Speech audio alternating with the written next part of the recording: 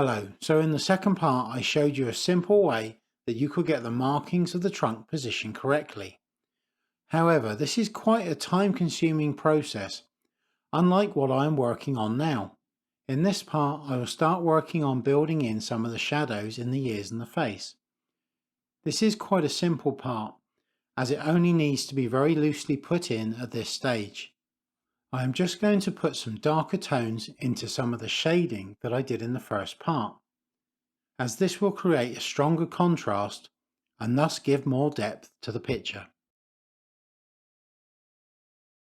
Using a 2B pencil, I start to roughly draw in some of the patterns in the ear, working over the shading that was put in with the blender in the first part. As you can see, I am working quite randomly with the pencil.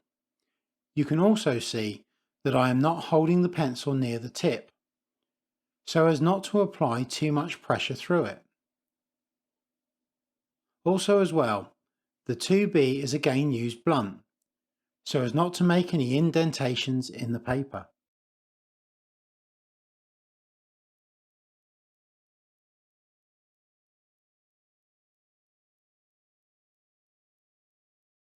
At the same time, I will also be working with a very blunt 4B pencil, as this will build a slightly darker tone.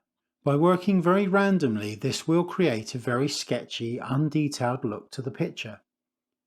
But this will produce a very good base to build detail upon at a later stage. Even at this point, anything that has been put in can quite easily be removed with the putty eraser if I need to.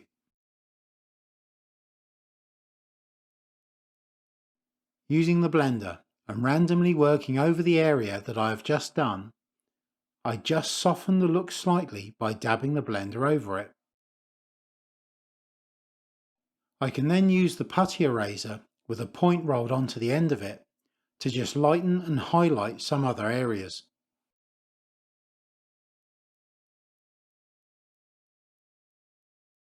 I now continue applying more random patterns, using the 4B pencil, this time working over a larger area. This does look a little coarse, so again I just use the blender to soften the look of the pencil.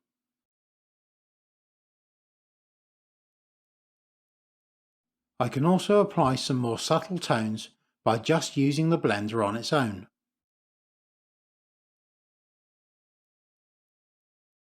Moving to the other side of the picture, I now start to build more tone and texture. Again working between the 2B and 4B pencils, as well as the blender and putty eraser. The thing that is more noticeable on the right hand side of the picture is that it is in more shadow and therefore darker.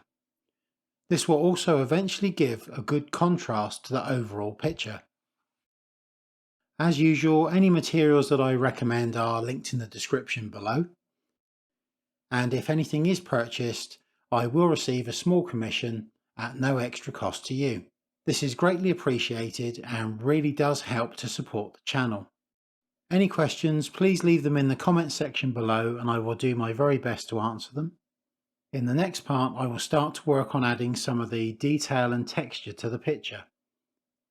Thank you for watching, and I will see you in the next one.